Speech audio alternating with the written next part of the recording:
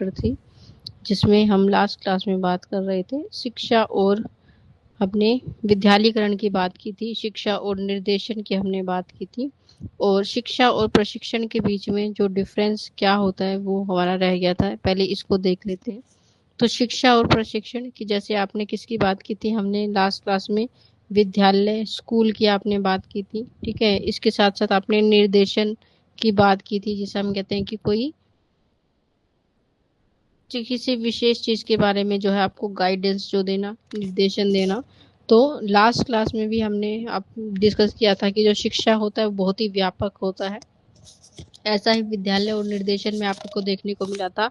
लेकिन जब प्रशिक्षण की आप बात करते हैं, प्रशिक्षण किसे कहते हैं? प्रशिक्षण मतलब जब आप क्या ले रहे हैं, किसी चीज की ट्रेनिंग ले रहे हैं, उसे हम प्रशिक्षण का नाम देते हैं। कि आप किसी विशेष चीज की जब क्या कर रहे हैं, बारे में सीख रहे हैं या उसकी चीजों को फॉलो कर रहे हैं, तो क्या कहलाता है? प्रशिक्षण कहलाता है। तो आप कह सकते हैं कि ये क्या है, शिक्षा का ही एक पार्ट हो सकता है। लेकिन ये कैसा होता है? ये संकुचित होता है। मतलब आप कह सकते हैं कि ये कैसा होता है? ये सीमित होता है। इसका अपना क्षेत्र कैसा होता है? बहुत छोटा होता है। ये किसी विशेष चीज के लिए हो सकता है, ठीक है। प्रशिक्षण जैसे आप सीख रहे हैं, तो किसी चीज को सीखने की जो चीज होती है उसकी एक अवधि हो सकती है, ठीक है। क्या होती है? उसकी अवधि या फिर समय सीमा हो सकती है। कि आप 6 मंथ की ट्रेनिंग ले रहे हो, आप 1 साल की ले रहे हो, आप 3 मंथ की ले रहे हो, तो ये कैसा होता है? ये बहुत ही संकुचित होता है, यानी लिमिटेड होता है। शिक्षा का कोई निश्चित पाठ्यक्रम जो है नहीं होता, क्योंकि जीवन के प्रत्येक अनुभव से मनुष्य को सीखने का अवसर मिलता है। हमने लास्ट टाइम बात भी की थी कि कैसा होता है, ये फॉर्मल और इनफॉर्मल दोनों का माध्यम होता है। कि शिक्षा में हम दोनों चीजों को साथ लेकर चलते हैं, कि ये औपचारिक भी होती है, ये अनौपचारिक भी होती है। लेकिन प्रशिक्षण की जब हम बात करते हैं तो परीक्षण कैसा होगा? सिर्फ ये औपचारिक होता है। तो परीक्षण का आधार एक निश्चित और पूर्व निर्धारित पाठ्यक्रम पर हम पहले से ही क्या करते हैं, हमारा जो पाठ्यक्रम है उसको फिक्स कर लिया जाता है, उसको निर्देशित कर लिया जाता है, और उस आधार पर हम क्या करते हैं, प्रशिक्षण जो है वो दिया जाता है। मतलब कोई भी ट्रेनिंग जो है उसका पहले से ही निर्धारित पाठ्यक्रम होता है। इसके अंतर्गत उन्हीं अनुभवों को इसमें स्थान दिया जाता है जो हमारी शिक्षा के लिए आवश्यक है। अनावश्यक चीजें आप कह सकते हैं कि उनको हम इसमें स्थान नहीं दे सकते। तो जो उस कार्य से विशेष संबंधित बातें हैं, हम उसको क्या करते हैं, इसमें ज्यादा फोकस करते हैं, ज्यादा उससे जुड़ा हुआ है। तो आप कह सकते हैं कि ये कैसा होता है, एक फॉर्मल औपचारिक माध्यम है चीजों को सीखने का।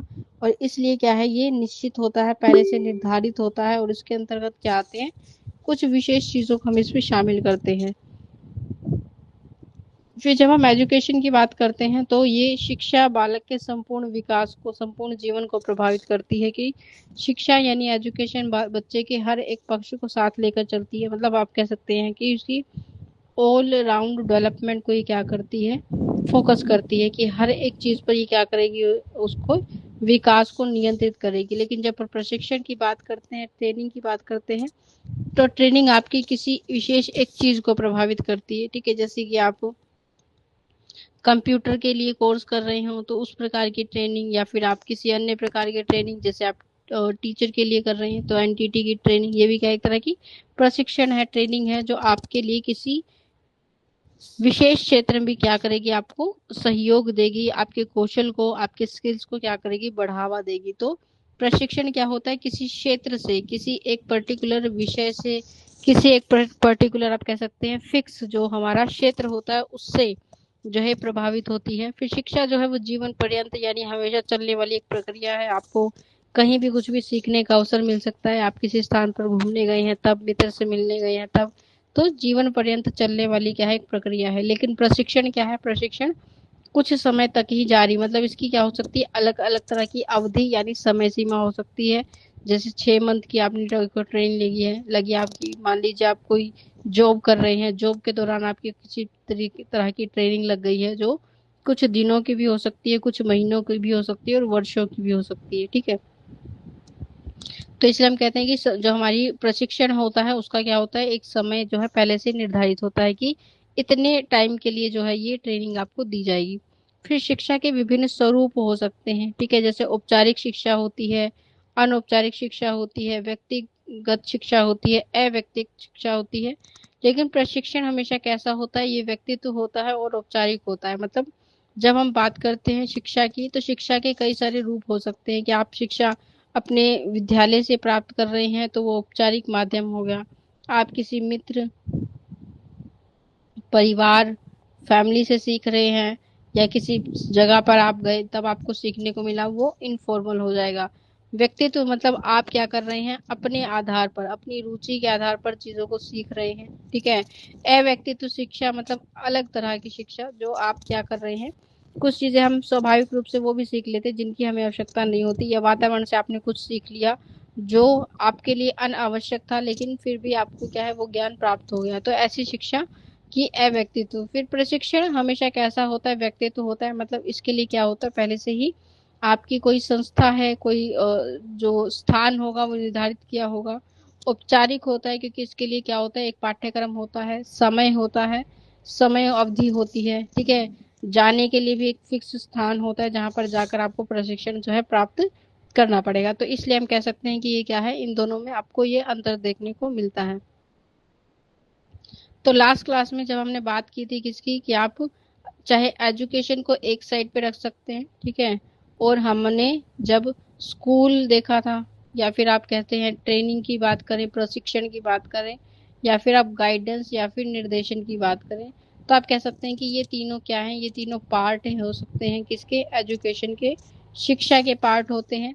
तीनों ही अगर आप देखेंगे कंपैरिजन करके, तो ये कैसे होते हैं, ये फॉर्मल होते हैं, औपचारिक होते हैं, ठीक है। औपचारिक शिक्षा का एक रूप होते हैं। इन सभी की क्या होती है, टाइम होती है, ठीक है, समय सीमा आप कह सकते हैं।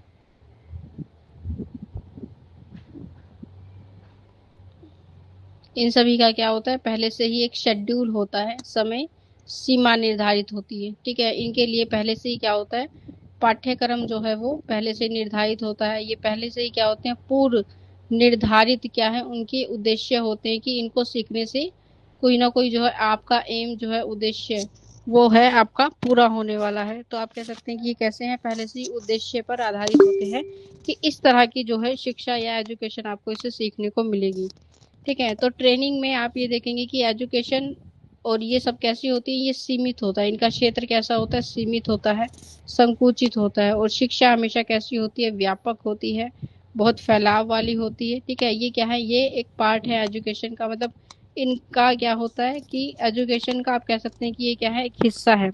ये किसी विशेष चीज के लिए हम क्या करते हैं, इस्तेमाल करते हैं। तो जैसे ट्रेनिंग ले रही हैं तो आप अपनी जॉब के लिए ट्रेनिंग ले सकते हैं, आप किसी विशेष चीज को सीखने के लिए।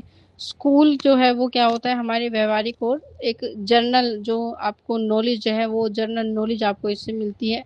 जबकि जो गाइडेंस है वो क्या करती है, आपको उस स्थान के लिए अनिवार्य है, या उस विषय के लिए अनिवार्य है जिसको आप क्या कर रहे हो, उस वक्त सीख रहे हैं। तो आप इन तीनों में क्या कर सकते हैं, आराम से कंपैरिजन कर सकते हैं। फिर हम बात करेंगे अपने अगले टॉपिक के बारे में, जिसमें हम बात करेंगे शिक्षा की प्रक्रिया के बारे में, कि जो शिक्षा है, एजुकेशन है, वो क्या है, एक तरह की प्रोसेस है, प्रक्रिया है। तो ये एक प्रक्रिया है, और प्रक्रिया का अर्थ क्या होती है, एक निरंतर चलने वाला क्या है, एक प्रोसेस है जो लगातार चलता है, जिसमें आपको हमेशा कुछ ना कुछ सीखने के जो है क्या मिलते हैं, अवसर मिलते हैं। ये आपके लिए कैसा होता है,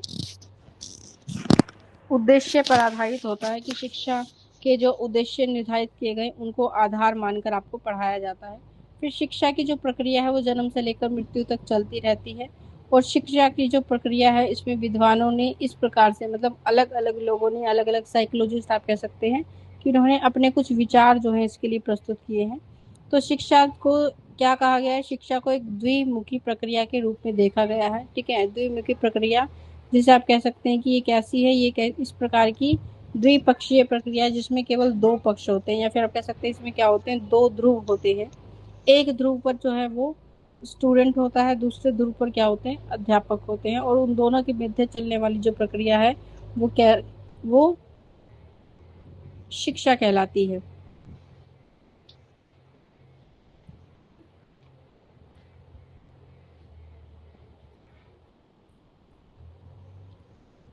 तो दो द्विमुखी से कहा जाता है। तो शिक्षा को द्विमुखी या द्विपक्षीय जो है माना जाता है। यह शिक्षण ताण और छात्र के मध्य है, मतलब ये क्या है, किसके बीच है, ये अध्यापक और छात्र के मध्य चलने वाली प्रक्रिया है। और ऐसा लिखते हुए एडमस ने क्या कहा है, एडमस ने इसे द्विमुखी प्रक्रिया माना है।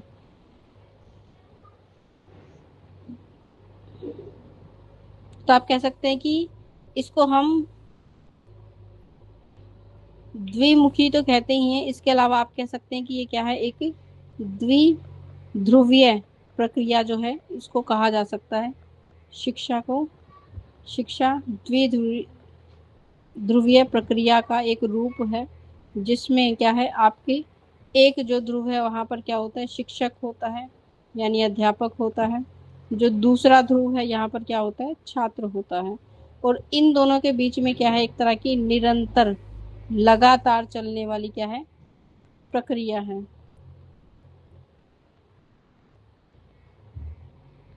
और इसी को हम क्या कहते हैं, इसी को हम शिक्षा का नाम देते हैं, इसी को हम एजुकेशन कहते हैं। ठीक है। और ये कैसी प्रक्रिया है, ये एक आंतरिक प्रक्रिया है। ठीक है, कि आंतरिक रूप से चलने वाली प्रक्रिया आप इसे कह सकते हैं, इंटरनल प्रोसेस कहा जाता है इसे। इससे क्या होता है, इससे जो छात्र है उसका जो कौशल है, उसका जो ज्ञान है, वो क्या होता है, विकसित होता है। उनका जो दृष्टिकोण है, मतलब आचार, जो शिक्षक है उसका जो प्रभाव है, उससे क्या होता है, छात्र का एक दृष्टिकोण, सोचने समझने की क्षमता है, उसका विकास होता है। ये क्या करता है, इसमें जो शिक्षक है वो क्या करेगा, वो छात्र के लिए एक ध्रुव है, जो क्या करेगा, उसका मार्गदर्शन जो है करता है, मतलब उसे गाइडेंस देता है, उसे प्रेरणा देता है, उसे प्रोत्साहित करता है, उसे ज्ञान प्रदान करेगा, उसे कौशल जो है उससे के कौशल को विकसित करने में क्या करता है, ये सहायता करता है। जबकि जो छात्र है यानी शिक्षार्थी जिसे आप कहते हैं, ये दूसरे ध्रुव पे है। ठीक है। और ये क्या करता है, ज्ञान को प्राप्त करता है, अपने कौशल को क्या करेगा, ये विकसित करेगा। और इसमें आप क्या रहते हैं, एक सक्रिय रूप में आप काम कर रहे हैं, मतलब आपका जो रोल होता है वो क्या होता है, एक्टिव रोल होता है। ठीक है। तो मानवीय पहलू पर क्या करता है, बहुत ज्यादा फोकस करता है, मानवीय मूल्यों पर जो है ये केंद्रित होता है। तो शिक्षा को द्विमुखी प्रक्रिया के रूप में देखा गया है।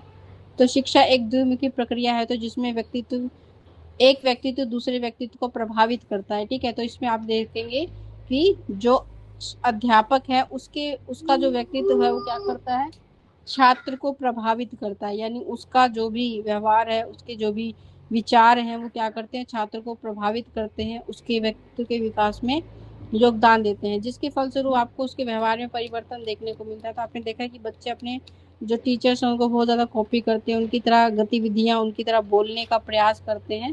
तो आप कह सकते हैं कि उनका जो व्यवहार है उसका प्रभाव आपको बच्चे पर देखने को मिलता है। और इसके कारण जो है उनके व्यवहार में आपको बहुत सारे परिवर्तन देखने को मिलेंगे। तो हो सकता है बहुत सारी चीजें जो अध्यापक को पसंद होती हैं वो छात्र को भी क्या है, पसंद आने लगती हैं, उनकी तरह विचार उनके उत्पन्न हो जाते हैं। तो ये सारी चीजें क्या करती हैं, उनकी इस प्रकार की प्रवृत्ति को क्या करती हैं, बढ़ावा देती हैं। दूसरा, यह प्रक्रिया केवल संचेतन नहीं अपितु स्वदेश्य भी होती है। ठीक है। मतलब स्वदेश्य का मतलब होता है कि यह केवल कैसी नहीं है, ये केवल चेतना को विकसित नहीं करती, ये क्या करती है, ये चेतना को विकसित करने के साथ साथ कैसी होती है, इसका क्या होता है, एक उद्देश्य होता है, उद्देश्य पूर्ण होती है। तो आप कह सकते हैं कि कैसी होती है, स्व उद्देश्य, मतलब इसका अपना एक उद्देश्य होता है कि हम चाहते हैं कि बच्चे के व्यवहार में, उसके ज्ञान में परिवर्तन आए, वो विकसित हो। इसमें शिक्षक का एक स्पष्ट प्रयोजन होता है, मतलब जो भी अध्यापक आपको सिखाएगा उसने हर एक, मतलब जब भी वो आपको कोई विषय पढ़ा रहा है, या फिर आप कह सकते हैं कोई आपको टॉपिक पढ़ा रहा है, या कुछ भी आपको जो है वो जानकारी दे रहा है, तो उसका है क्या, एक पहले से ही एक एम जो है वो क्या कर लेता है, अपना निर्धारित कर लेता है कि जब मैं क्या करूंगा, इस विषय को पढ़ाऊंगा, तो इससे जो स्वाभाविक ज्ञान वो आपको देना चाहता है उसके लिए क्या होता है, उसका पहले से ही एक स्पष्ट प्रयोजन होता है। और वह उसी के अनुसार क्या करता है, बच्चों के व्यवहार में परिवर्तन लाने का प्रयास करता है। मतलब हर एक चीज जो भी वो आपको सिखा रहा है वो इस आधार पर सिखा रहा है कि इस चीज को सीखने से बच्चे के व्यवहार में ये परिवर्तन जो है हमें देखने को मिलेगा। उस आधार पर ही वो क्या करता है, आपके सामने चीजों को प्रस्तुत करता है, विषय वस्तु का चयन करता है, मेथड का सिलेक्शन करता है। इसी आधार पर वो क्या करता है, आपके लिए टीचिंग मटेरियल जो है सिलेक्ट करता है कि कौन सी चीज बेहतर तरीके से क्या करेगी, आपको सिखाने के लिए उपयुक्त होगी, या कौन सी चीज आपकी ज्ञान को विकसित करने में सहयोगी होगी। फिर वो साधन जिसके द्वारा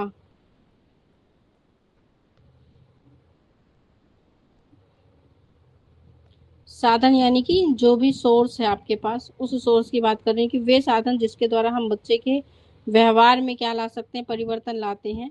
दो होते हैं शिक्षक के व्यक्तित्व का बालक के व्यक्तित्व पर प्रभाव तथा ज्ञान के विभिन्न अंगों का प्रयोग करना, कि हम जो भी साधन मतलब जो भी मटेरियल जो है इस्तेमाल कर रहे हैं, शिक्षक जितनी भी तरह के वो क्या करता है, विधि का इस्तेमाल कर रहा है, जितनी भी तरह की क्या कर रहा है वो सामग्री का इस्तेमाल कर रहा है, वो किस आधार पर करेगा कि इन सब चीज़ों से क्या होगा, आपके व्यक्तित्व में, आपकी समझ में क्या आएगा, एक परिवर्तन लेकर आएगा। ठीक है, तो आपके व्यक्तित्व के विकास के लिए क्या करता है, उस प्रकार की चीज़ों का चयन करता है। तो इससे क्या होता है, आपके जो विभिन्न अंग हैं, आपके जो विभिन्न ज्ञान के जो रूप हैं, उनको उन पर क्या पड़ता है, इसका प्रभाव पड़ता है, जो आपको विकसित होने में क्या करते हैं, सहयोग करते हैं। फिर एडमस एडमस एक व्यक्ति हैं जिन्होंने ये विवेचना से स्पष्ट किया है, मतलब वो ये देखते हैं कि जो शिक्षा है वो दो ध्रुवीय प्रक्रिया है, जिसे हमने बात की अभी, कि इस प्रकार से क्या है, एक ध्रुव पर क्या होता है, शिक्षक होता है, दूसरे ध्रुव पर क्या होता है, बालक होता है। ठीक है, तो आपसे ऐसे एक प्रश्न पूछा जा सकता है कि हमने अभी बात की थी कि शिक्षा क्या होती है, ये एक द्विमुखी प्रक्रिया होती है। ठीक है, तो ये शब्द हमें एडमस के द्वारा दिया गया है, तो आपसे पूछा जा सकता है कि ये क्या है, एडमस के द्वारा दिया गया है, तो इसे आप द्विध्रुवीय प्रक्रिया का नाम भी दे सकते हैं, जिसमें एक ध्रुव पर यानी एक सिरे पर क्या होता है, शिक्षक होता है, बालक को हम जो क्या करता है, बच्चे को सिखाता है, निर्देशन देता है, उसका मार्गदर्शन करता है। इस प्रक्रिया की दूसरी जो दूरी है, बच्चा होता है। ठीक है, जहाँ पर हम क्या करते हैं, बच्चे को सिखाने की, उसे निर्देशन देने की, ग्रहण करने का जो है क्या किया जाता है, उसे सहारा दिया जाता है। तो ये क्या करता है, ये शिक्षक का अनुगमन करता है, मतलब क्या कर रहा है, बच्चा अध्यापक का अनुसरण करता है। तो आप कह सकते हैं कि ये कैसा होता है, इसमें दो सिरे आपको देखने को मिलते हैं। ठीक है, एक सिरे पे हम कहते हैं कि कौन है, हमारे पास अध्यापक है, टीचर है, दूसरे सिरे पर हमारे पास छात्र यानी कि स्टूडेंट है, और स्टूडेंट क्या करना चाहता है, वो करेगा अपने अध्यापक का अनुसरण। ठीक है, अध्यापक क्या करता है, मार्गदर्शन करता है, मतलब वो आपको गाइडेंस देता है। ठीक है, और ऐसी प्रक्रिया में आप कह सकते हैं कि जब हम विकास की बात करते हैं, तो वो जो अध्यापक है वो क्या कर रहा है, आपके लिए अवसर उपलब्ध कराएगा, आपके लिए क्या करेगा, एक वातावरण जो है वो तैयार करेगा, और उस वातावरण के आधार पर वो क्या करेगा, आपको सीखने के जो वो अवसर दे रहा है, तो आप क्या करेंगे, नए ज्ञान की खोज करते हैं। तो आप जो अपने अनुभव के आधार पर सीखेंगे, अपनी रुचि के आधार पर जो कुछ भी सीखेंगे, उसके लिए क्या कर रहा है, अध्यापक आपको अवसर देता है।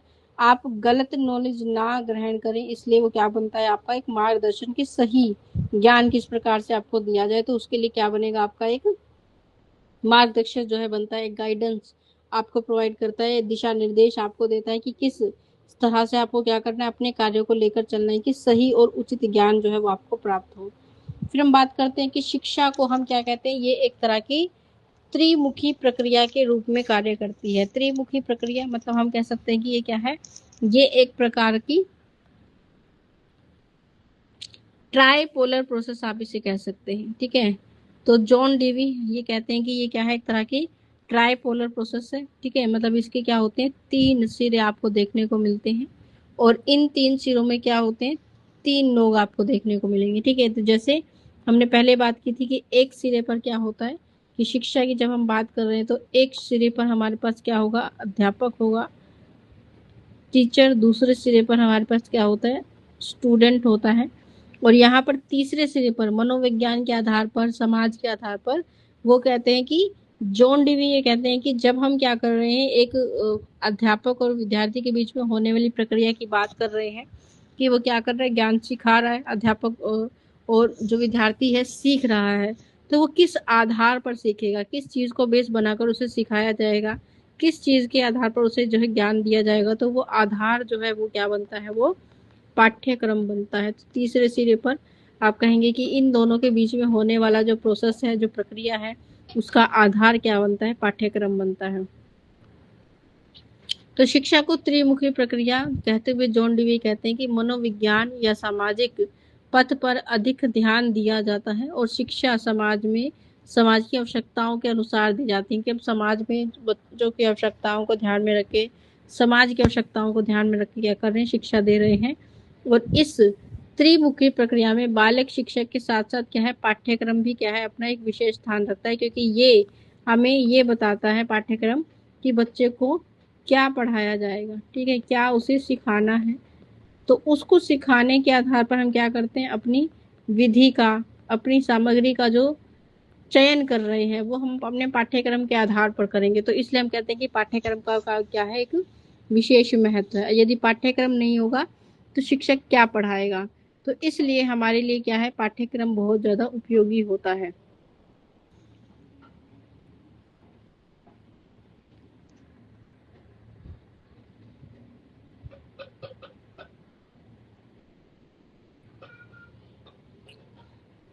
फिर शिक्षा विकास की प्रक्रिया है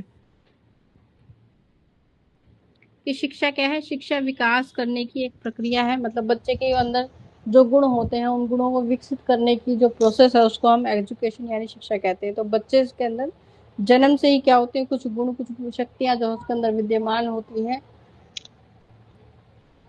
और इनका विकास भी शिक्षा के द्वारा हम नियंत्रित और अनियंत्रित वातावरण के माध्यम से जो क्या करते हैं, उनके लिए एक वातावरण जो है तैयार करते हैं, जिसमें हम क्या करते हैं, अपने ज्ञान को विकसित करते हैं, अपनी शक्तियों को विकसित करते हैं, और इसी वातावरण में बच्चे अपने अनुभव के आधार पर क्या है, चीजों को सीखते हैं। तो जो उनके व्यवहार में क्या लेकर आता है, परिवर्तन लेकर आता है। तो शिक्षा, आप कह सकते हैं कि शिक्षा क्या है, एक ऐसी प्रक्रिया है जो क्या करेगी, बच्चे के विकास की ओर फोकस करती है। इसलिए हम क्या कहते हैं कि शिक्षा क्या है, एक विकास की प्रक्रिया है।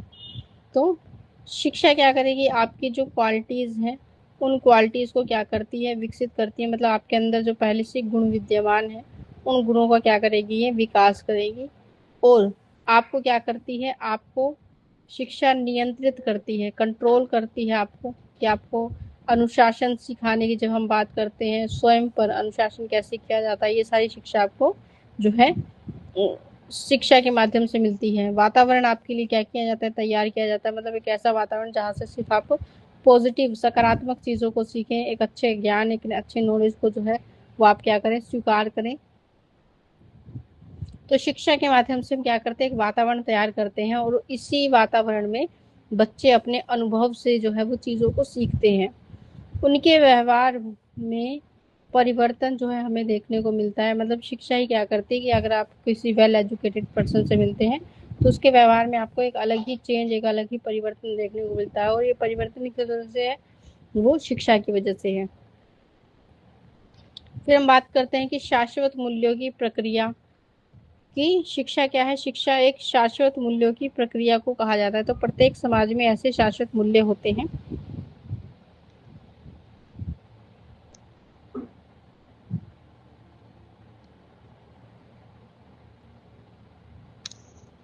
जो हमारे समाज को क्या करते हैं, निर्देशित करते हैं। मतलब हमारे समाज को क्या देंगे, गाइडेंस देंगे।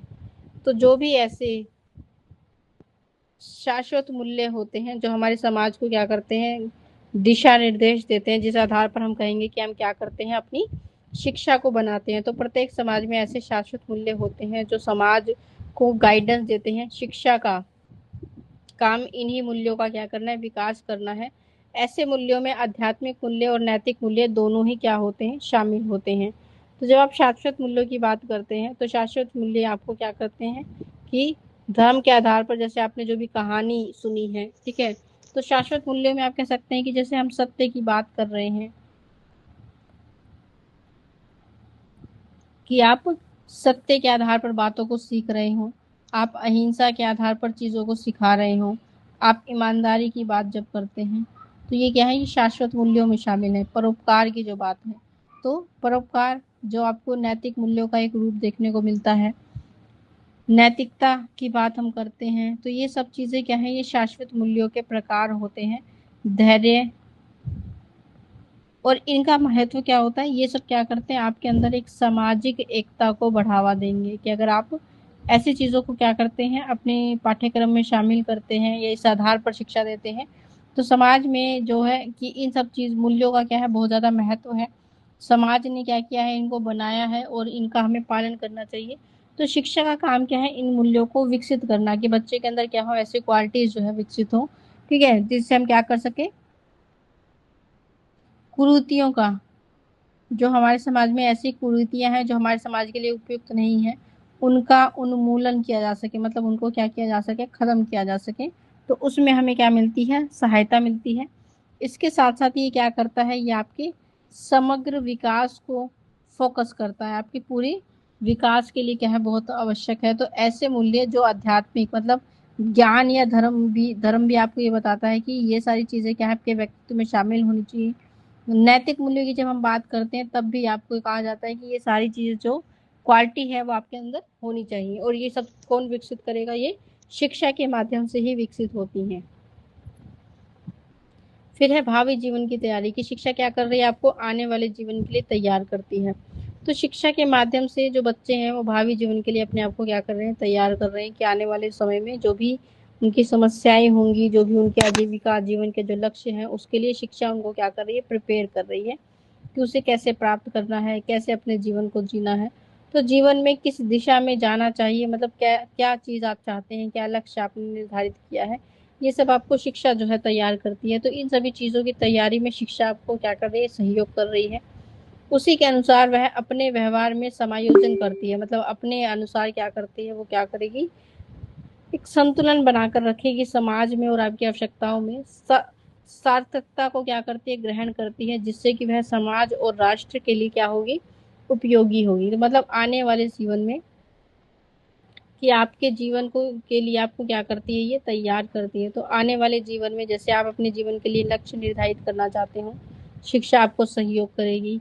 आप अपने जीवन में जो आजीविका है उसके लिए अपने आप को तैयार कर रहे हो, ठीक है, आपके जो जीवन के मूल्य हैं उनके लिए आपको तैयार करती है। आपको आपकी जो जिम्मेदारियां हैं, रिस्पॉन्सिबिलिटीज हैं, उनसे आपको अवगत कराती है। तो शिक्षा क्या कर रही है, इन सब चीजों में अपना योगदान आपको दे रही है। और इस आधार पर क्या करती है, आपके व्यवहार में क्या लेकर आती है, एक समायोजन लेकर आती है। मतलब आपके अंदर आप कह सकते हैं कि एक सहयोग की भावना को विकसित करती है। इस प्रकार की जो प्रवृत्ति है कि हमेशा अच्छी बातों की तरफ विचार करना, समाज और राष्ट्र के प्रति आपके कार्यों से आपको अवगत कराना, आपके परिवार के प्रति, आपके समाज के प्रति आपकी जो रिस्पॉन्सिबिलिटीज होती हैं उनके बारे में आपको अवगत कराना। तो शिक्षा क्या कर रही है, आपको आने वाले जीवन के लिए तैयार कर रही है। ये आपको आपकी समस्याओं को, आपके जीवन में भविष्य में जितनी भी आपकी समस्याएं आएंगी, उन समस्याओं से क्या करेगी, लड़ने के लिए या फिर उन समस्याओं के समाधान के लिए क्या कर रही है, आपको तैयार कर रही है। ठीक है, भविष्य में क्या करना चाहिए, क्या नहीं करना चाहिए, उन सब चीज़ों के लिए क्या करती है, एजुकेशन आपको प्रिपेयर करती है। फिर शिक्षा क्या करती है, शिक्षा सांस्कृतिक हस्तांतरण की एक प्रक्रिया है। मतलब आपके अंदर जो आपकी संस्कृति है, उस संस्कृति को एक पीढ़ी से दूसरी पीढ़ी में पहुंचाने का जो काम है वो शिक्षा करती है। तो शिक्षा सामाजिक हस्तांतरण की क्या है, प्रक्रिया है। मतलब समाज में जितनी भी चीज़ें विद्यमान हैं, जो आपको चाहते हैं कि हर एक व्यक्ति जो है हमारे समाज का हिस्सा है, उसको ये चीज़ें आनी चाहिए। तो उसके लिए क्या करती है शिक्षा, आपके इस गुण को एक व्यक्ति से दूसरे व्यक्ति के अंदर ट्रांसमिट करने में सहयोग करती है। तो आज जो भी चीज़ें आपको आती हैं वो आप अपने आसपास के वातावरण से सीख रहे हैं, अपने माता पिता से सीख रहे हैं। तो आप कह सकते हैं सामाजिक प्रक्रिया में जितनी भी आपकी क्या होती है, संस्कृति है, आपके आचार विचार या जो भी आपके रीति रिवाज हैं, लोकचार हैं, उनको नई पीढ़ी में डालने का जो काम है वो क्या करती है, नई पीढ़ी में इन सब चीज़ों को सिखाने का काम शिक्षा ही करती है। तो शिक्षा क्या करती है, सांस्कृतिक हस्तांतरण करती है। मतलब एक पीढ़ी से दूसरी पीढ़ी में जो ज्ञान है, जो नॉलेज है, उसको ले जाने में सहायता करती है। आसानी से, सरलता से जो है आप क्या बन पाएंगे, अपनी संस्कृति का हिस्सा बन पाते हैं।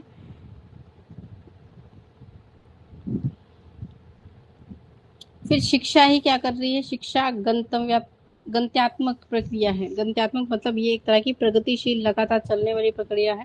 ये कभी भी जड़ नहीं हो सकती। जड़ का मतलब है जो चीज़ क्या है, एक जगह पर स्थिर हो जाती है। लेकिन आपने देखा है कि जब हम शिक्षा की यानी एजुकेशन की बात करते हैं तो एजुकेशन में आपको लगातार क्या देखने को मिलता है, बदलाव देखने को मिलता है। लगातार इसमें आपको परिवर्तन देखने को मिलता है। इसमें चेंज, या फिर आप कह सकते हैं कि हमारी आवश्यकताओं के आधार पर ये क्या कर लेती है, अपने अंदर बदलाव ले आती है। तो ये सारे परिवर्तन आपको शिक्षा में देखने को मिलते हैं। पाठ्यक्रम में परिवर्तन, या फिर आप कह सकते हैं कि हमारी जो विधियां होती हैं पढ़ाने की, शिक्षण विधियां, उसमें परिवर्तन, सामग्री का चयन करना, उसमें परिवर्तन। तो समय के अनुसार आपको देखने को मिल रहा है कि आज के आधार पर आपको बहुत सारे ऐसे परिवर्तन देखने को मिलते हैं जो पहले नहीं थे। तो देश काल मतलब अपने देश के आधार पर, आपके समय के आधार पर, काल हम समय को कहते हैं, परिस्थिति के आधार पर आपने देखा है कि ये क्या कर लेती है, अपने अंदर परिवर्तन ले आती है। ठीक है।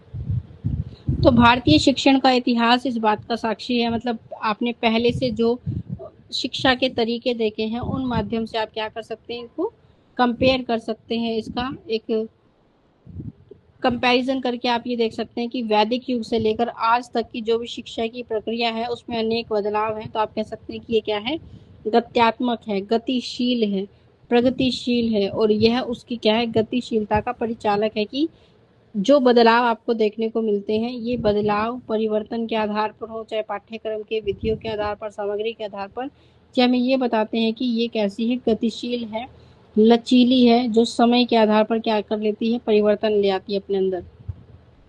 किंतु प्रसिद्ध अमेरिकी जॉन डीवी शिक्षा को त्रिमुखी प्रक्रिया के रूप में जब वो स्वीकारते हैं, एडमस उसे एक द्विमुखी प्रक्रिया के रूप में स्वीकार कर रहे हैं। तो इसमें शिक्षक और छात्र दोनों पर वो क्या करते हैं, मनोविज्ञान के आधार पर उस पक्ष को ज्यादा फोकस कर रहे हैं। जबकि जॉन डीवी पाठ्यक्रम को जोड़कर सामाजिक पक्ष पर भी क्या करते हैं, जोर दे रहे हैं।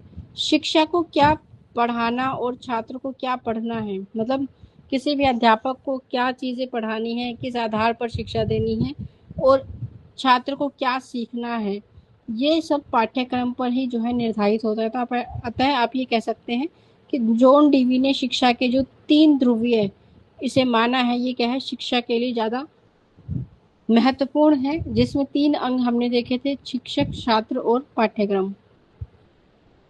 फिर हम बात करेंगे शिक्षा के स्वरूप के बारे में कि शिक्षा का स्वरूप यानी उसका नेचर कैसा होता है।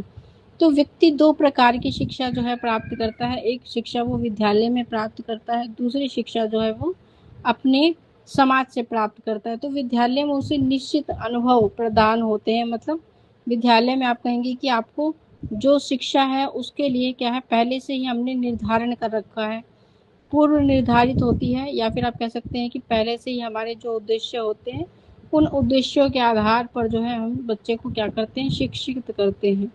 तो इसलिए हम कह सकते हैं कि विद्यालय में उसे कुछ निश्चित अनुभव प्राप्त होते हैं, लिखना, पढ़ना और गिनना, मतलब काउंटिंग करना वो सीखता है, जिसके बाद में वह जो है उनका उपयोग भी करता है। कि आप लिखने की कोशिश करते हैं, अपनी पढ़ने की कोशिश करते हैं, अपनी काउंटिंग के आधार पर अपने जो दैनिक कार्य हैं उनमें उनका इस्तेमाल करते हैं। तो समाज में क्या है, अनेक प्रकार के अनुभव जो है आपको प्राप्त होते हैं, और इसका मतलब जो कुछ भी आप सीख रहे हैं, लिखना, पढ़ना, काउंटिंग को गिनना, ये सब क्या है, आप अपने जीवन में क्या करने वाले हैं, इसका इस्तेमाल करने वाले हैं, आपके जीवन के लिए क्या है, ये उपयोगी होने वाली है। फिर शिक्षा के स्वरूप की जब हम बात करते हैं तो शिक्षा कैसी हो सकती है, शिक्षा औपचारिक भी हो सकती है और ये अनौपचारिक भी हो सकती है। तो जब भी हम बात करते हैं औपचारिक शिक्षा के बारे में, तो जितने भी शिक्षा की संस्थाएं आपने देखी हैं जहाँ पे शिक्षक और विद्यार्थी विद्यालयों में क्या है, निश्चित योजना के अंतर्गत, मतलब पहले से ही फिक्स एक पैटर्न हम लेकर चलते हैं कि किस आधार पर बच्चों को सिखाया जाएगा, किस प्रकार की शिक्षा उन्हें दी जाएंगी, इसके लिए हम पहले से क्या कर लेते हैं, योजना बना लेते हैं, और इस योजना के आधार पर जब हम क्या कर रहे हैं, उनको सिखा रहे हैं, तो इसका क्या होता है, इसका एक उद्देश्य होता है जो हम पहले से ही निश्चित कर लेते हैं कि ये चीज पढ़ने से बच्चे के अंदर ये व्यवहारिक ज्ञान जो है वो उत्पन्न होगा। इसमें विद्यार्थी को निश्चित समय पर, मतलब विद्यालय जाने का आपका क्या है, एक समय फिक्स होता है, आने का समय फिक्स होता है, विद्यालय की समय सीमा भी फिक्स है कि एक कक्षा में केवल आप 1 वर्ष तक ही रह सकते हैं। तो निश्चित ज्ञान जो है आपको इसमें प्रदान किया जाता है कि आपके लिए पर्टिकुलर एक पाठ्यक्रम, करिकुलम बनाया जाता है जिस आधार पर क्या है, आपको सिखाया जा रहा है। अनौपचारिक शिक्षा की जब हम बात करते हैं तो एक ऐसी होती है, अनियमित होती है। अनियमित यानी ये जीवन भर चलने वाली एक प्रक्रिया है, जिसमें आप कह सकते हैं औपचारिक और अनौपचारिक दोनों रूपों को हम शामिल करते हैं। तो यह शिक्षा बालक को क्या है, अनायास, अनायास मतलब आकस्मिक रूप से प्रदान हुई। कि जैसे आप कहीं खेलने गए, पार्क में मान लीजिए चले गए, ठीक है, तो वहां पर आपको किसी व्यक्ति से कोई जानकारी मिली या कोई चीज आपको सीखने का अवसर मिला, तो आप कह सकते हैं कि अचानक आपने क्या किया, कुछ ऐसी बातें सीख ली जो आप सोच कर नहीं गए थे। आप कभी भी खेलने जाते हैं तो ये विचार करके नहीं जाते कि कुछ सीखने को मिलेगा, वो आप अपने मनोरंजन के लिए कर रहे हैं, लेकिन वहां पर जो भी चीज आप सीख रहे हैं वो अनौपचारिक शिक्षा का एक रूप कहलाता है।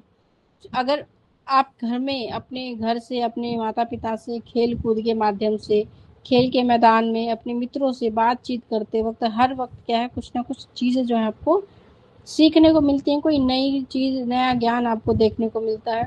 और यही क्या है, ये अनौपचारिक शिक्षा जो है वो कैसी है, इसी का एक रूप है। तो इसकी कोई निश्चित योजना, मतलब आप कहीं जा रहे हैं तो उसका अपना अलग उद्देश्य होता है, लेकिन उस स्थान पर जाने से जो भी सीखने का आपको अवसर मिला वो आपने पहले से निर्धारित नहीं किया था। तो हम कह सकते हैं कि इसका कोई भी निश्चित योजना नहीं होती, कोई उद्देश्य नहीं होता, समय जो है निर्धारित नहीं होता, कोई स्थान नहीं होता, कहीं भी आपको कुछ भी सीखने का अवसर मिल सकता है। तो इसे आप अनौपचारिक शिक्षा का रूप कहेंगे। फिर शिक्षा प्रत्यक्ष और अप्रत्यक्ष भी होती है। प्रत्यक्ष मतलब जो आपके डायरेक्ट कांटेक्ट में हो, ठीक है, और अप्रत्यक्ष यानी जो इनडायरेक्टली आपको मिल रही है। तो डायरेक्ट और इनडायरेक्ट में अंतर ये होता है कि जब आप स्कूल की बात करते हैं तो विद्यालय में क्या है, एक तरह का प्रत्यक्ष शिक्षा का रूप है, क्योंकि इसमें क्या होता है, जो अध्यापक होता है वो छात्र की क्या है, डायरेक्ट कांटेक्ट में होता है, ठीक है। तो स्टूडेंट जो है उसके डायरेक्ट कांटेक्ट में है, आप अपनी समस्या को या अपनी प्रॉब्लम को तुरंत जो है वो पूछ सकते हैं, आपको तुरंत उसका आंसर मिलता है। तो हम इसे कहते हैं कि ये क्या है, एक प्रत्यक्ष रूप से, जिसमें डायरेक्ट कांटेक्ट में जो है शिक्षक और विद्यार्थी होते हैं। तो प्रत्यक्ष शिक्षा में बच्चा और शिक्षक जो है वो एक दूसरे के संपर्क में होते हैं, जिससे शिक्षक जो है अपने ज्ञान, आदर्श, उद्देश्यों और छात्र के व्यक्तित्व को क्या करता है, लगातार प्रभावित करता है। मतलब शिक्षक के अंदर जितने भी उसके कौशल है, स्किल है, ज्ञान है, उसके अपने जो आदर्श हैं चीज़ों के प्रति, उसके अपने जो सोचने विचारने की जो क्षमताएं हैं, उसके अपने जो उद्देश्य हैं किसी चीज़ को लेकर, बच्चे को क्या करेंगे, ये सब चीज़ें प्रभावित करेंगी, मतलब इसका प्रभाव उसके व्यक्तित्व पर पड़ेगा। तो इस प्रकार शिक्षा के अंतर्गत शिक्षा के औपचारिक साधनों का हम क्या करते हैं, प्रयोग करते हैं, कि शिक्षा को देने के लिए या फिर शिक्षा को का एक साधन जो है हम बना लेते हैं, और जिस आधार पर हम क्या करते हैं, बच्चों को सिखाने की कोशिश करते हैं। अप्रत्यक्ष शिक्षा जिसमें आप कह सकते हैं, या फिर अव्यक्तित्व शिक्षा भी इसे कहा जाता है, जो शिक्षा का क्या है, परोक्ष रूप से, मतलब इनडायरेक्ट, ठीक है। तो आप विद्यालय में आप जब जाते हैं तो आपने देखा वहाँ पर बहुत सारे अध्यापक होते हैं, बहुत सारे टीचर्स होते हैं, लेकिन हर एक टीचर जो है वो आपको पढ़ाता नहीं है, लेकिन उनके द्वारा जो भी एक्टिविटीज़ की जाती हैं, उनके द्वारा जो भी गतिविधियाँ आपको देखने को मिलती हैं, उनके द्वारा जो बातें आपको बताई जाती हैं, ठीक है, जो जब भी वो क्या करते हैं, आपको संबोधित करते हैं, तो उनके विचारों से जब आप प्रभावित होते हैं तो ये क्या है, एक अप्रत्यक्ष तरीका है। इनडायरेक्टली वो क्या कर रहे हैं, अपना प्रभाव आप पर डाल रहे हैं। तो ये क्या है, स्वतंत्र वातावरण में अप्रत्यक्ष साधनों से प्राप्त की जाने वाली शिक्षा। यानी जैसे आप विद्यालय जाते हैं, मान लीजिए आपके विद्यालय में एक सेमिनार का आयोजन किया गया, और सेमिनार में कोई विशेष व्यक्ति आ रहा है जो आपको किसी विशेष चीज के बारे में बताएगा, तो उस व्यक्ति से के विचार, उसके जो प्रभाव आप पर पड़ेंगे, वो आप कह सकते हैं कि क्या है, एक अप्रत्यक्ष शिक्षा का रूप कहलाएगा। तो इस शिक्षा में छात्रों पर और शिक्षक पर कोई व्यक्तिगत प्रभाव जो है वो नहीं होता, मतलब लगातार कोई प्रभाव नहीं पड़ता, लेकिन किसी एक चीज में क्या है, वो क्या करता है, आपको किसी चीज के आधार पर वो क्या कर रहा है, आपको प्रभावित कर रहा है। तो हम उसे अप्रत्यक्ष शिक्षा का रूप कहते हैं। फिर है सामान्य और विशिष्ट शिक्षा के बारे में। तो सामान्य मतलब जनरल एजुकेशन, विशिष्ट यानी कि किसी विशेष चीज की जो है शिक्षा लेना। तो सामान्य शिक्षा, सामान्य मतलब जो भी चीजें आप सामान्य तौर पर सीख रहे हैं। विशिष्ट यानी अगर आप किसी विशेष चीज को करने के लिए कुछ सीख रहे हैं तो उसे हम विशिष्ट शिक्षा कहते हैं, ठीक है। तो सिंपल शब्दों में अगर आप समझना चाहते हैं तो सामान्य शिक्षा, जैसे आप 10th तक आपने जो भी एजुकेशन ली है, जो भी शिक्षा ली है, वो सभी की क्या होती है, सभी की समान होती है, सभी की सेम होती है। सेम सब्जेक्ट आप सभी को पढ़ाए जाते हैं, उसके अंदर का जो कंटेंट होगा वो भी सभी का सेम होगा।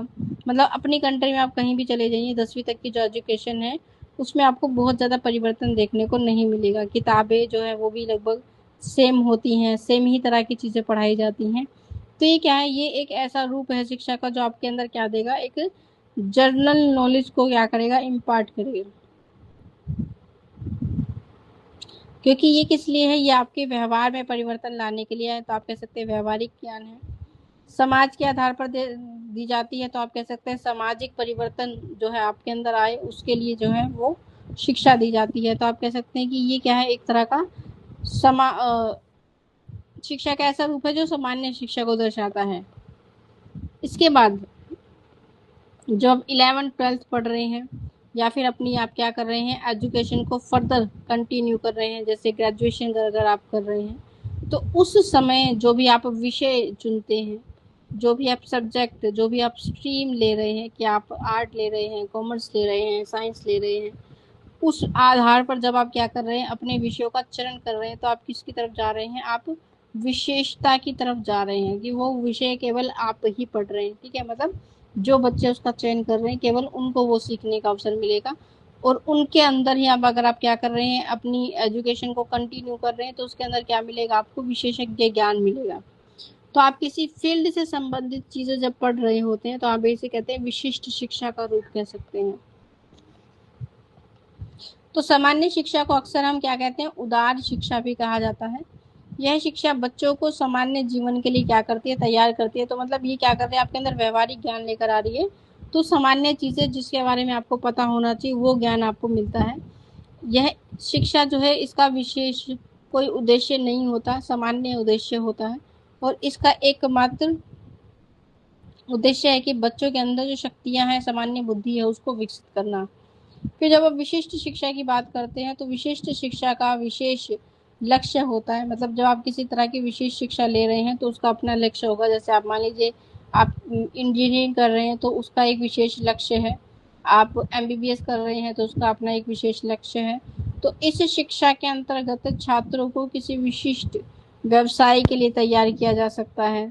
यह शिक्षा प्राप्त करने के बाद बच्चे के जीवन की का एक विशेष जो क्षेत्र है वो क्या करता है, वो ज़्यादा प्रभावित होता है, उस पर बहुत ज़्यादा क्या पड़ेगा, प्रभाव पड़ेगा। मतलब आप अपने फील्ड में क्या हो जाएंगे, ज़्यादा बेहतर हो जाएंगे। तो ये आपको उस क्षेत्र में ज़्यादा योग्य बनाता है। फिर व्यक्तित्व शिक्षा या फिर सामूहिक शिक्षा की जब हम बात करते हैं, व्यक्तित्व शिक्षा और सामूहिक शिक्षा, व्यक्ति के आधार पर जब हम क्या करते हैं, व्यक्ति की कोई भी शिक्षक किसी बच्चे को उसकी रुचि के आधार पर, उसकी मनोवृत्ति के आधार पर, योग्यता या फिर विशिष्टता के आधार पर अगर पढ़ा रहा है, सिखा रहा है, तो इसे हम व्यक्तिगत शिक्षा का रूप कहते हैं। कि आपको आपकी रुचि के अनुसार आपके लिए अलग सा एक मेथड जो है चुना गया, उस आधार पर आपको सिखाया गया। इस प्रकार की शिक्षा देते समय व्यक्ति के जो शिक्षण विधियां हैं, मतलब आप किस विधि से सीखना चाहते हैं, उस विधि को ध्यान में रखकर आपको सिखाया जाएगा। आधुनिक काल में क्योंकि व्यक्तिगत शिक्षा का अभी तक आपको कोई महत्व दिखा नहीं है, लेकिन इसका महत्व क्या है, बढ़ता जा रहा है। अतः अनेक व्यक्तिगत शिक्षण विधियों की भी क्या की गई है, खोज की गई है। मतलब ऐसे मेथड जो है खोजे जा रहे हैं जो क्या करते हैं, व्यक्तिगत शिक्षण विधियों को अवसर देते हैं। कि जैसे हम बात करते हैं प्ले वे मेथड के, तो प्ले वे मेथड में बच्चा क्या है, अपनी रुचि के अनुसार सीख रहा है, अपने आधार पर अपनी गति से वो सीख रहा है।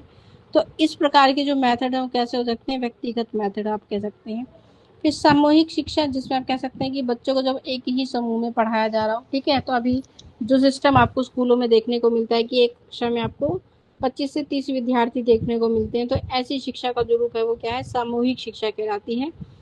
इस प्रकार की शिक्षा में बच्चों को उनके व्यक्तिगत विभिन्नता के आधार पर नहीं पढ़ाया जाता, लेकिन हम ये ध्यान में रखते हैं कि ऐसी एक ही कक्षा में जो बच्चे पढ़ रहे हैं उनकी विशेष जो रुचियां हैं लगभग सेम हो सकती हैं, उनकी सीखने की क्षमता जो है सेम हो सकती है। तो उस आधार पर हम क्या करते हैं, बच्चों को पढ़ाते हैं। और आजकल सभी देशों में या सभी प्रकार के विद्यालयों में शिक्षा का यही रूप आपको देखने को मिलता है। फिर सकारात्मक और नकारात्मक शिक्षा, सकारात्मक यानी पॉजिटिव और नकारात्मक यानी नेगेटिव शिक्षा। तो सकारात्मक शिक्षा के अंतर्गत छात्रों को विज्ञान के समर्थ, मतलब कि जब आप क्या कर रहे हैं, उन्हें पॉजिटिव चीजें सिखा रहे हैं। तो सूर्य की पृथ्वी सूर्य के चारों तरफ चक्कर क्यों लगाती है, चंद्रमा पृथ्वी के चारों ओर क्यों घूमता है, पूर्व निर्देशित मतलब पहले से ही डिसाइड किए गए क्या होते हैं जो मूल्य हैं, जैसे सत्य बोलना, पाप से दूर रहना या उससे घृणा करना, बिना अनुभव कराए बताना। तो इस प्रकार की जो चीजें हैं उसको क्या किया जाता है, फोकस किया जाता है कि जो हमने पढ़े थे अभी शाश्वत मूल्य, उनको आधार बनाकर जो है बच्चों को सिखाया जाता है कि सही चीजों की सटीक जानकारी उन्हें दी जाती है कि जैसे हमने बात की कि पृथ्वी सूर्य के चारों तरफ क्यों घूमती है, तो इसके लिए आपको एक सटीक और सीधा कारण बताया जाएगा कि ऐसा होता है, इसलिए जो है पृथ्वी क्या कर रही है, वो सूर्य के चारों तरफ चक्कर लगा रही है। तो इस प्रकार की जो शिक्षा है वो क्या कहलाती है, वो सकारात्मक कहलाती है कि इसमें झूठ का कोई भी स्थान नहीं है, सत्य चीजों पर आधारित नियम के आधार पर आपको सिखाया जाता है। तो इस प्रकार बच्चों को बिना किसी अनुभव या फिर तर्क से पहले ही क्या हो जाता है, चीजों के बारे में ज्ञान हो जाता है, नए मूल्य जो है वो सीखते हैं और एक सकारात्मक दृष्टिकोण जो है उनका डेवलप होता है। नकारात्मक शिक्षा के अंतर्गत आप कह सकते हैं कि जब बच्चा क्या है अपने अनुभव के आधार पर सीख रहा है, तो जैसे आप मान लीजिए कि आपने उसे एक्सपीरियंस बेस्ड लर्निंग प्रमोट करने के लिए ऐसी अवसर दे दी जिसमें बच्चा खुद से क्या कर रहा है, नए तथ्यों की खोज कर रहा है, तो जरूरी नहीं जो वातावरण आपने बनाया है बच्चा उस आधार पर सही ज्ञान को ही प्राप्त करेगा, वो कोई गलत नॉलेज भी डिस्कवर कर सकता है, ठीक है, या फिर ऐसा ज्ञान जो उसके लिए उपयोगी नहीं है उसको खोज लिया है। तो ऐसी जो शिक्षा होती है वो कैसी होती है, नेगेटिव होती है, नकारात्मक होती है। फिर निष्कर्ष यानी इन सभी चीजों को पढ़ने से आपको क्या पता लगता है कि मानव का जीवन जो है बहुत जटिल है, मतलब बहुत सारी समस्याएं आपको जो अपने जीवन में देखने को मिलती हैं, और इस आधार पर क्या है आपके जीवन में एक बेहतर बैलेंस संतुलन बना रहे, उसके लिए शिक्षा जो है आपके लिए बहुत जरूरी है। फिर आधुनिक काल में समस्याओं की विकरालता, मतलब आपके पास लगातार समस्याएं जो है बढ़ती ही जा रही हैं, और इसलिए आधुनिक आधुनिक भौतिक प्रगति के कारण जीवन को समझाएं संबंधित जो भी समस्याएं हैं उनको उनका हल खोजने के लिए क्या करती है, ये हमें प्रेरित करती है। विश्व में अपनी पहचान बनाना, कि जैसे आपके देश की अपने विश्व में एक पहचान है, तो उस पहचान को बनाने में शिक्षा आपकी सहायता करती है, जो कि आपके लिए बहुत ज्यादा आवश्यक भी है। तो इन सभी परिस्थितियों में शिक्षा का वह आधार, शिक्षा क्या है, वह आधार है जिसकी सहायता से हम क्या कर सकते हैं, अपने व्यक्तित्व और सामाजिक जीवन को सफल बना सकते हैं। शिक्षा ही क्या है, वह प्रकाश है जिससे हम क्या कर पाते हैं, ऐसी रूढ़ियों, जैसे आपने पहले देखा कि बाल विवाह, सती प्रथा जैसी जो भी परंपराएं चलती थी वो क्या है, रूढ़ियां हैं, मतलब जो चीजें एक बार बना दी गई हम उसमें परिवर्तन नहीं करना चाहते। तो इस प्रकार के जो अंधविश्वास हैं ये उनको क्या करती है, उनका खंडन करती है, उनको दूर करती है, समाज के अंदर ऐसी जो बुराइयां हैं उनको दूर करने में हमारी सहायता करती है। तो वास्तव में शिक्षित मानव जो है वो मानव कहलाने के योग्य होता है, और वो उन चीजों को अपने समाज में शामिल करता है जो उसकी प्रगति को अग्रसर करती है। तो हम कह सकते हैं कि मनुष्य में मनुष्यता की लौ जलाने के लिए, मतलब मनुष्य को मनुष्य बनाने के लिए शिक्षा का होना क्या है, बहुत ज्यादा आवश्यक है। ठीक है, फिर शिक्षा के अर्थ का पूर्ण रूप से हृदयगम्य करने के लिए हमें कुछ बातें इसमें बताई गई हैं। तो शिक्षा क्या है, शिक्षा मानव का विकास करती है। अभी हमने पढ़ा था कि जॉन डीवी ने ये कहा कि शिक्षा क्या है, व्यक्ति की उन सभी शक्तियों का विकास करती है जिससे वह अपने वातावरण में अधिकार प्राप्त कर सकता है, मतलब अपने आसपास के वातावरण के आधार पर चीजें सीख सकता है, अपने आप को भावी जीवन के लिए क्या कर सकता है, तैयार कर सकता है। दूसरा जो है शिक्षा प्रशिक्षण कार्य है। शिक्षा क्या है, एक तरह की ट्रेनिंग है जो आपको जन्म से ही क्या कर जाती है, सिखाई जाती है। अगर आपको नहीं सिखाया जाए, नहीं बताया जाए और आपको किसी ऐसे जीव के साथ छोड़ दिया जाए जो, तो आप उसके द्वारा की हुई जो गतिविधियां हैं उसको ही सीखेंगे। तो आप कह सकते हैं कि जन्म से मानव कैसा होता है, पशु के समान होता है, लेकिन अतः उसे क्या मिल रहा है, प्रशिक्षण मिल रहा है, ट्रेनिंग मिल रही है। तो उस आधार पर वो क्या करता है, वह अपनी अभिलाषाओं, भावनाओं और व्यवहारों को नियंत्रित करना सीख जाता है, और उसे यह प्रशिक्षण शिक्षा के द्वारा ही क्या होता है, प्राप्त होता है। मतलब उसके आपको जो कुछ भी आपने अभी तक सीखा है वो एक तरह की ट्रेनिंग आपने ली है, और वो ट्रेनिंग आपको शिक्षा के माध्यम से ही प्राप्त हुई है। फिर शिक्षा क्या करती है, शिक्षा हमारा मार्ग प्रदर्शन करती है, मतलब शिक्षा आपको सिखाती है कि किस तरह से क्या है आपको अपने जीवन में अपने लक्ष्यों को प्राप्त करना है, किस प्रकार की शिक्षा आपको ग्रहण करनी चाहिए। तो शिक्षा के द्वारा बच्चों को या बालकों का जो उचित मार्ग प्रदर्शन जो है हम क्या कर सकते हैं, मतलब बच्चों को सही गाइडेंस जो है इसके माध्यम से दी जा सकती है। तो इसमें क्या करती है शिक्षा, आपके लिए एक बेहतर कार्य करती है, आपको बेहतर अनुभव देती है, आपको सीखने के अवसर प्रदान करती है। फिर बालकों को शिक्षा देते समय इस बात का ध्यान हमें रखना चाहिए कि बच्चों को अविकसित योग्यताएं होगी, उसके अंदर जो भी योग्यताएं हैं जो कैसी नहीं है, विकसित नहीं है, उनको हमें क्या करना है, विकसित करना है, उनकी क्षमताओं को विकसित करना है, उनके अंदर जो शक्तियां हैं उसकी रुचियों के अनुसार क्या है उसका विकास करने की कोशिश करेंगे। फिर शिक्षा क्या है, अभिवृद्धि है। शिक्षा क्या करती है, हमारे शारीरिक अंगों के साथ साथ हमारी मानसिक शक्तियों का भी क्या करती है, विकास करती है। तो इसके लिए दो तत्व आपके पास महत्वपूर्ण होते हैं, एक तो प्रशिक्षण और एक ओश्र वातावरण, मतलब एक ऐसा वातावरण जहां पर आप क्या कर सके, प्रशिक्षण ले सके। तो अपने प्रशिक्षण और वातावरण के अनुसार कोई भी व्यक्ति जो है जो भी क्रियाएं कर रहा है, जो भी प्रतिक्रियाएं कर रहा है, उसके अनुसार जो परिवर्तन व्यक्तित्व के अंदर आपको देखने को मिलता है उसी को हम शिक्षा का रूप कहते हैं।